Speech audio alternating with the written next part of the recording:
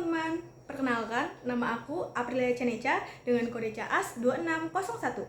Di sini aku ingin mengajari kalian tentang bagaimana sih cara menggunakan alat-alat di laboratorium sistem instrumentasi. Oleh karena itu, kalian harus menonton video aku sampai habis ya. Selamat menonton semua.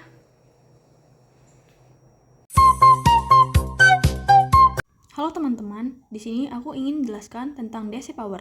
Apa sih itu DC power? DC power itu alat yang digunakan untuk memberikan tegangan dan arus kepada rangkaian. Nah, di sini aku juga akan menjelaskan tombol-tombol pada DC power. Nah, di sini ada tombol on off untuk menyalakan atau mematikan channel 1, 2 maupun 3. Nah, di sini juga ada tempat untuk menyambungkan output kepada rangkaian. Nah, ada juga tombol yang digunakan untuk menyalakan dan mematikan semua channel sekaligus tanpa satu-satu. Di sini ada tempat untuk menampilkan arus dan juga tegangan. Nah, di sini ada opsi untuk memilih voltage, untuk mengatur tegangan output aktual. Ada juga opsi current untuk menunjukkan arus yang mengalir kepada beban. Nah, di sini ada OVP atau over voltage protection, bisa kita on off kan. Di sini gunanya untuk menyeting limit tegangan pada DC power, dan juga ada OCP untuk mengatur limit arus pada DC power. Di sini ada trade off untuk menyamakan nilai channel 2 dari channel 1. Nah, di sini ada tombol-tombol angka untuk mengatur angka pada arus dan tegangan. Di sini ada volt dan ada satuan milivolt. Nah, arus di sini ada nilai ampere dan miliampere. Di sini aku menyalakan channel 1 untuk diisi nilai tegangannya. Aku mengisi nilai 5 volt. Di sini ada tombol knob untuk mengatur nilai tegangan dan arus, tapi versi diputar. Ada tombol back yaitu untuk kembali, ada juga tombol OK untuk menyetujui settingan. Dan di sini ada tombol display untuk mengatur display, ada store untuk menyimpan settingan, ada juga utility untuk mengatur pengaturan sistem, ada tombol titik 3 untuk mengatur menu tambahan atau opsi lanjutan pada DC power, ada timer untuk mengatur output berdasarkan waktu, dan ada tombol help untuk menanyakan fungsi dari tombol. Seperti ini contohnya, saya menanyakan tombol all. Nah, di sini diketahui fungsi dari tombol tersebut. Oke, di sini ada tombol untuk mengganti tampilan pada display. Di sini ada tombol preset untuk memanggil settingan yang sebelumnya sudah disimpan. Oke, aku ingin menjelaskan cara mengkalibrasikan alat DC power. Nah, pertama-tama pergi ke utility, lalu klik lanjutan, lalu tekan opsi yang paling kiri, test atau call. Nah, di sini DC power ini harus membutuhkan password untuk mengkalibrasikan alat tersebut. Cukup sekian penjelasan DC power. Terima kasih. Di sini aku ingin menjelaskan tentang function generator dan cara menggunakan function generator. Apa sih function generator itu? Function generator itu alat yang digunakan untuk mengatur bentuk gelombang, frekuensi, amplitude, fase, dan offset pada rangkaian, atau bisa juga disebut untuk memberi sinyal input kepada rangkaian. Nah, aku akan menjelaskan bagaimana cara menggunakan function generator ini sendiri. Di sini ada beberapa tombol. Di sini ada tombol home untuk ke menu utama.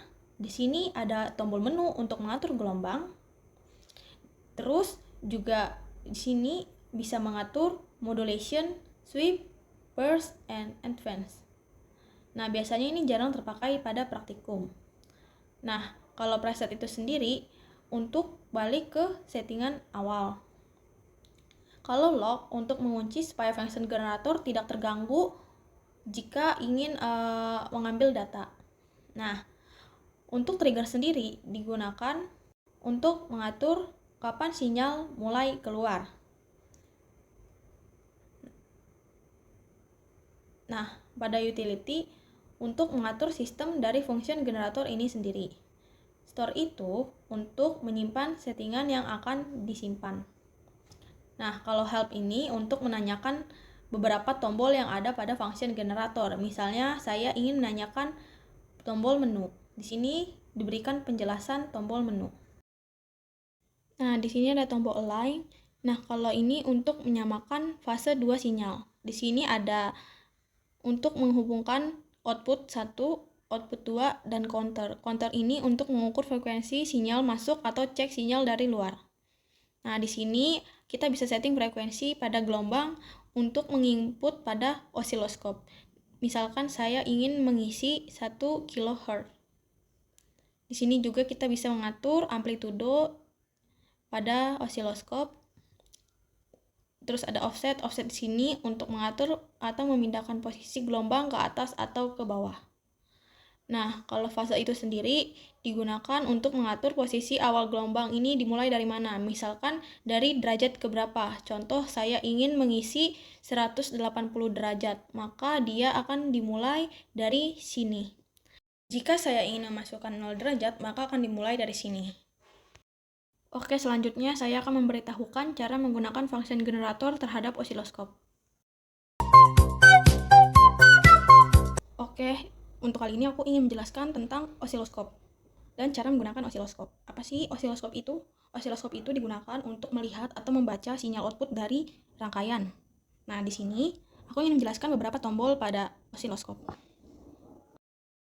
Oke, di sini ada tombol on off untuk menyalakan osiloskop. Ini ada tombol CH1 dan CH2 untuk mengaktifkan dan mematikan masing-masing channel. Di sini ada tempat untuk memasukkan atau menginput sinyal dari function generator ke osiloskop. Di sini ada juga tempat exit. Di sini ada tombol force dan menu. Di tombol menu ini digunakan untuk setting lanjutan untuk trigger. Dan di tombol force itu untuk paksa trigger terjadi sekarang. Di sini ada tombol menu juga untuk pengaturan lanjutan waktu. Di sini ada tombol measure untuk menampilkan nilai seperti tegangan, waktu, statistik sinyal di channel 1 maupun channel 2. Nah, di sini ada beberapa pilihan untuk clear, all measure, dan lain-lain. Ini kita bisa menonaktifkan ataupun mengaktifkan measure itu sendiri. Nah, di sini juga ada clear untuk hapus semua hasil pengukuran. Di sini kita bisa on off-kan all measure. All measure itu untuk menampilkan parameter mana yang akan ditampilkan pada CH1 atau keduanya. Di sini ada Vmax, tegangan maksimum, ada Vmin, tegangan minimum, ada Vpp, selisih antara Vmax dan Vmin, ada Vtop, tegangan bagian atas sinyal, ada Vbase, tegangan bagian bawah sinyal, ada V amplitude yaitu setengah dari Vpp. Di sini ada acquire, mengatur cara pengambilan data sinyal, ada store yaitu untuk simpan data, ada kursor itu untuk pengukuran manual pakai garis, ada display itu untuk mengatur tampilan layar, ada utility untuk pengaturan sistem. Di sini ada volt atau diff knob untuk mengatur skala tegangan. Jika ke kanan gelombang mengecil, jika ke kiri gelombang membesar. Ini ada time or diff knob untuk mengatur skala waktu atau lebar gelombang. Nah, jika ke kanan gelombang makin rapat, jika ke kiri gelombang makin lebar. Di sini ada vertical position knob untuk geser sinyal ke atas atau ke bawah, dan ada juga horizontal position knob untuk geser sinyal ke kiri atau ke kanan. Di sini ada tombol run atau stop untuk mulai atau menghentikan tampilan sinyal, dan juga ada tombol clear untuk menghapus tampilan atau reset tampilan sementara. Juga ada tombol auto yaitu otomatis menyesuaikan tampilan supaya gelombang langsung terlihat dengan jelas. Nah, di sini ada tombol single untuk menangkap satu kali sinyal untuk dipakai supaya tidak berulang. Di sini ada tombol help sebagai bantuan penjelasan tombol pada osiloskop. Di sini saya ingin menanyakan tentang tombol storage dan diberikan arti dari tombol tersebut. Di sini aku ingin memberitahu cara kalibrasi alat osiloskop. Pertama pergi ke utility, lalu pilih opsi lanjutan, lalu pilih self call. Nah, di sini jika ingin mengkalibrasi kita pilih start, jika tidak ingin pilih exit. Nah, karena terlalu lama saya memilih exit. Oke, sekian dari saya. Terima kasih. Nah, di sini saya sudah mempunyai osiloskop yang sudah terhubung dengan function generator. Nah, saya akan memainkan gelombang pada osiloskop ini. Nah, pertama-tama kita run dulu, lalu kita ubah vertical positionnya.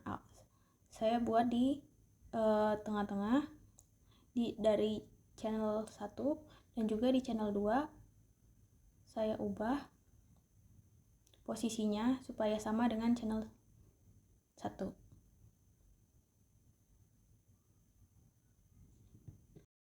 Nah, di sini saya memutar knob untuk fold or diff untuk mengatur besar tegangan. Jika turun itu gelombang mengecil diputar ke arah kiri, jika naik itu gelombang membesar diputar ke arah kanan. Nah, di sini juga saya memainkan time or diff knob. Di sini untuk mengatur waktu per kotak. Jika diputar ke kanan, gelombang makin rapat atau waktu semakin kecil. Jika diputar ke kiri, gelombang makin melebar atau waktu semakin besar. Di sini aku ingin menjelaskan tentang multimeter digital. Apa sih multimeter digital ini? Multimeter digital adalah alat ukur listrik yang hasilnya tampil dalam angka di layar. Nah, fungsinya apa aja sih? Fungsinya itu untuk mengukur tegangan, mengukur arus, mengukur resistansi, cek sambungan, dan cek komponen. Nah, di sini aku akan menjelaskan cara menggunakan multimeter digital. Di sini ada lambang V, yaitu untuk menghitung tegangan DC atau AC, ada lambang ohm untuk menghitung resistansi, ada khusus dioda dan buzzer, ada Hertz untuk mengukur frekuensi dan duty cycle, ada juga lambang miliampere untuk menghitung arus, maksimal 400 miliampere. Nah, di sini ada tombol select untuk memilih mode tambahan dari posisi knob. Misalnya tadi ada posisi khusus dioda dan buzzer. Nah, ada range mengatur tentang pengukuran secara manual jika tidak ingin auto range. Ada delta rel untuk menolkan nilai awal untuk ukur selisih dari nilai referensi. Nah, ada tombol hold untuk membekukan angka supaya ada meskipun probe dilepas. Nah, ada tombol hertz lagi. Di sini untuk mengukur frekuensi dan duty cycle digunakan untuk memilih antara frekuensi atau duty cycle itu sendiri. Di sini kita akan mengkalibrasikan alat multimeter digital dengan cara menghubungkan probe negatif dengan probe positif sehingga menghasilkan angka 0. Di sini aku ingin menjelaskan tentang multimeter analog. Apa sih multimeter analog itu? Multimeter analog alat ukur listrik yang pakai jarum atau pointer. Nah, kegunaannya sama seperti multimeter digital ya teman-teman. Di sini aku akan menjelaskan cara kerja multimeter analog.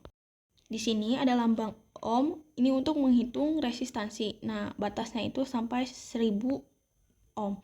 Nah, di sini ada V kali A untuk menghitung DCV yaitu DC voltage, ACV yaitu AC voltage, dan DCA yaitu DC ampere. Di sini ada opsi AC 10 volt.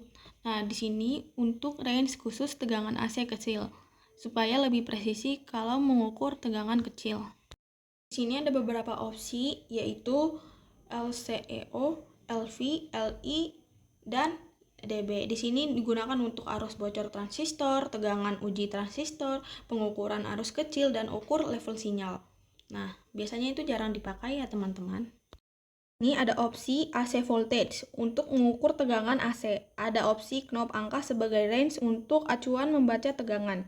Nah, di sini juga ada resistor untuk mengukur resistansi, dan di sini ada range pengalih untuk membaca resistansi dari rangkaian yang akan diukur. Di sini ada opsi DC ampere untuk mengukur arus DC, dan di sini juga terdapat range nilai untuk membaca nilai arus. Di sini ada DCV untuk membaca nilai tegangan DC, dan ada range pada knob bagian ini untuk membaca nilai tegangan. Di sini ada opsi DCV 0, ini dipakai di range kecil, biasanya sekitar 10 volt atau di bawahnya. Di sini ada knob untuk mengkalibrasikan multimeter analog. Oke teman-teman, kalian sudah menonton kan video perkenalan alat dari aku? Jika kalian ada yang merasa bingung atau ada yang merasa ingin ditanyakan, kalian bisa tulis di kolom komentar ya. Nah, sekian video perkenalan alat dari aku. Saya Aprilia Ceneca dengan kode CAS 2601.